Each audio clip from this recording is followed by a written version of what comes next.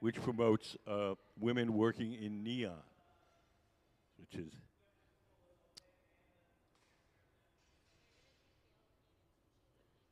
Okay. So the first thing we're going to do is what's called pulling cane. It's basically manufacturing stripes that we put, making rods of glass, colored rods of glass, and then they get melted into other pieces of glass to make stripes. So when we use them in this sort of pencil-sized section, but instead of making each one of these rods individually, we're going to stretch a rod maybe 20, 30 feet long, and then we're going to chop it up. And this process, each rod is called a cane, C-A-N-E, and the process of stretching that rod out is called pulling cane. Can we put up the pulling cane video? I think we have a little video clip here.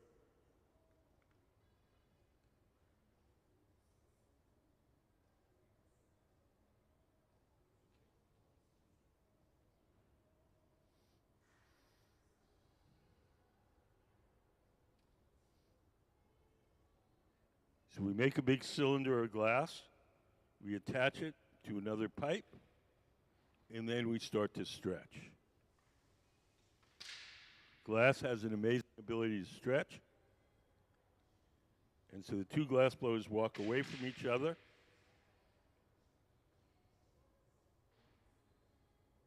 We pull out a rod that's maybe 20 or 30 feet long.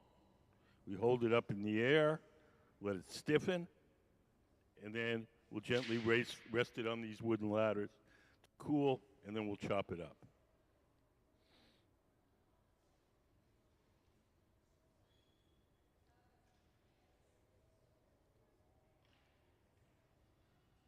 So you see, we take that bubble of glass, and we roll it over the rods of colored glass, and then we melt them in, and each single rod becomes a stripe.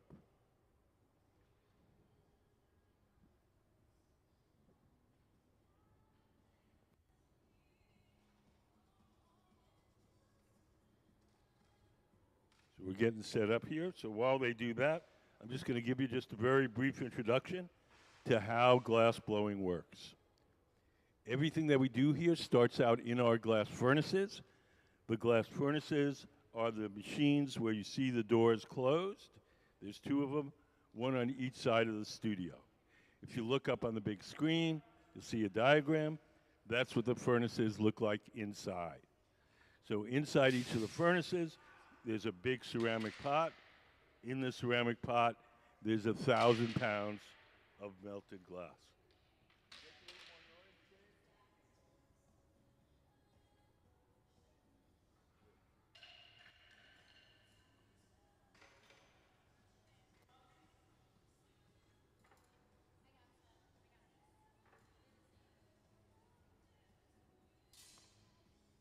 So when we want to get the glass out of the furnace, we take one of those steel pipes, those are called blow pipes, and we dip them into the melted glass like you're dipping into a big jar of honey.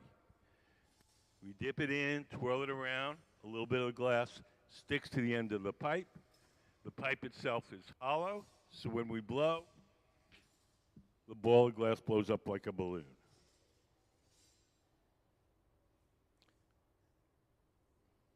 All the glass that's in those furnaces is clear glass. It has no color.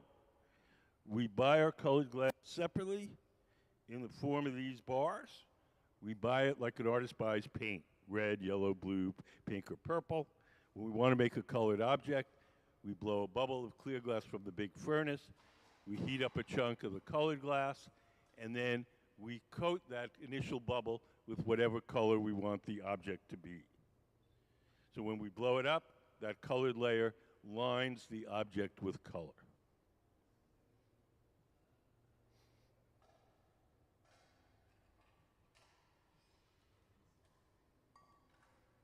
So if you look over to your right, it's Sarah Gilbert, one of our resident team of glass blowers. and she's heating up the bar of colored glass. Another one of the glass blowers is going to blow a bubble of clear glass, and then we're going to coat the clear bubble with the colored glass.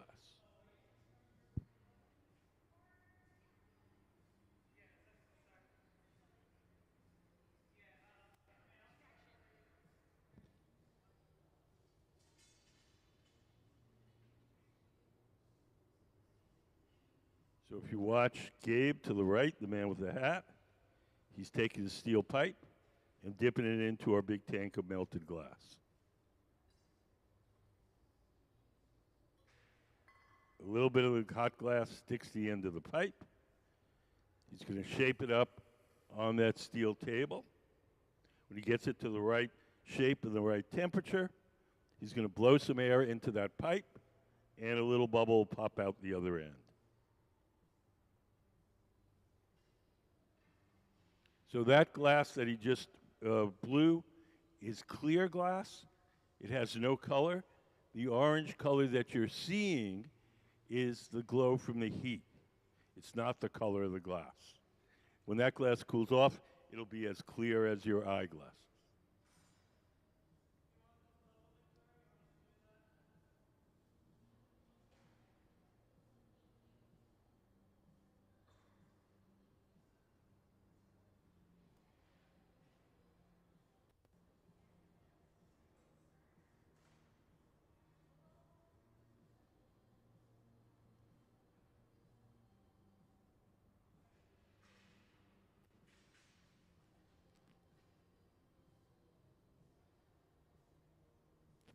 So Sarah's heating up the colored glass. Victoria's sitting at the workbench with the clear bubble. And we're going to coat the clear bubble with the colored glass.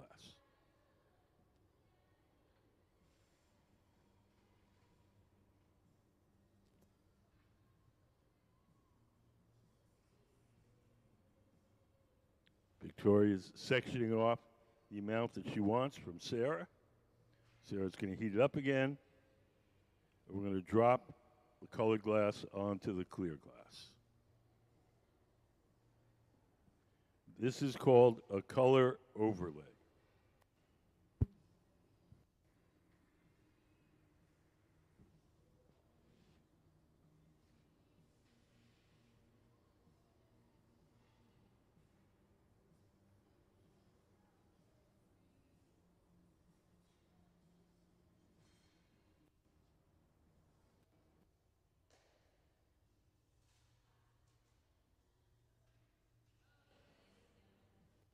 Now Victoria's going to heat that up and smear the colored glass until it entirely coats the original bubble.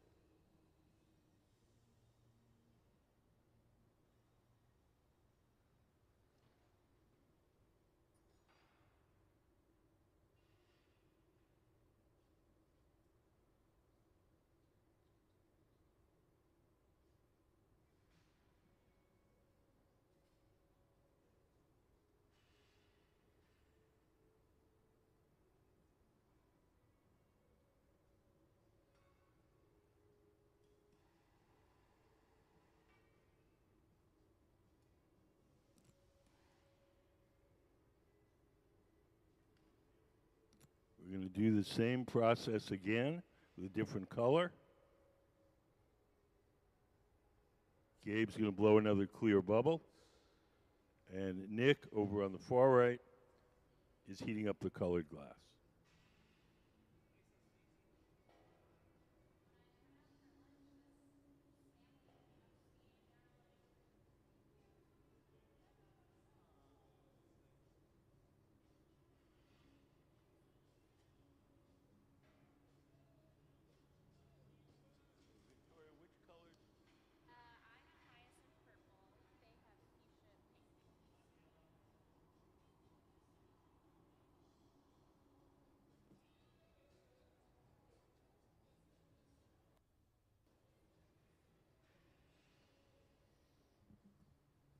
Does anybody have any questions? Yes.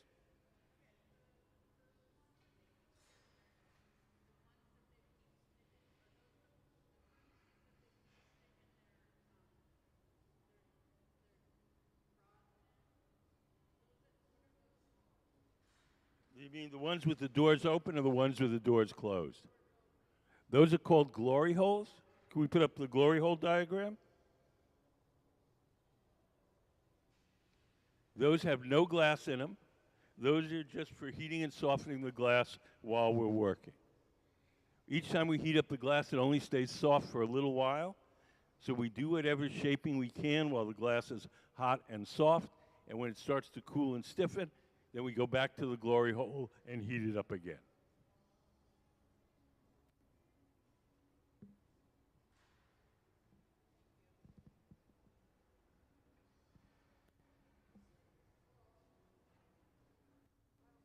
Yeah. Yes. Can it be what? Um, Not really.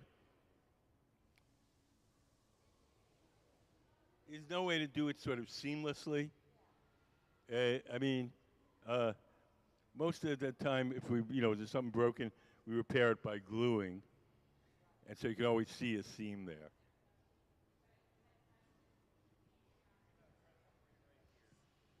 Sure. Yes.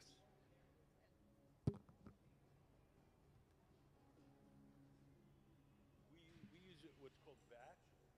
We get it's all the raw ingredients that make up the glass, um, and we cook them in our furnaces, and specifically formulated for this hand blower.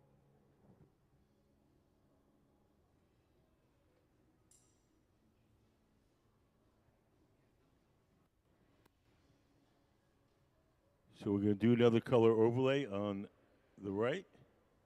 I believe this one is fuchsia. So in the center, with Victoria and Sarah, they have purple, and I think over on the right they have fuchsia. All glass is going to look orange when it's hot. The orange color that you're seeing is the glow from the heat, not the color of the glass. So in order to make this special cane, we're making a special kind of cane called veiled cane. And veiled cane has a layer of color on the outer side, and the center core of it is clear. And the way that we do that is called stuffing a color cup. Can we put up stuffing a color cup, the solid drawing?